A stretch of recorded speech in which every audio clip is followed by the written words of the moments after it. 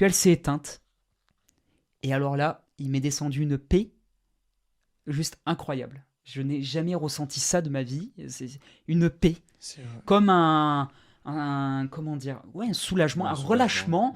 Et une paix comme si Dieu me disait, bon, Enzo, tu comprends pas tout, mais maintenant ta mère, elle est auprès de moi. Et est-ce que dans cette paix que t'as ressenti, c'était comme presque un avant-goût du.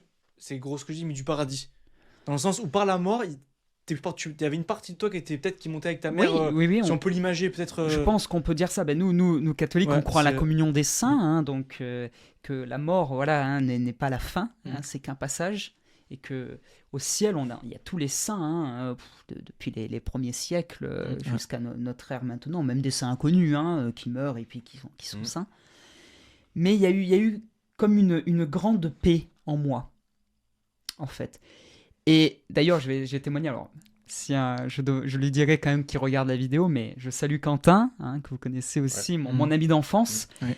qui était là, hein, d'ailleurs, qui m'a accompagné à Notre-Dame-de-la-Garde. Le soir où ma maman est décédée, Quentin m'a emmené à Notre-Dame-de-la-Garde.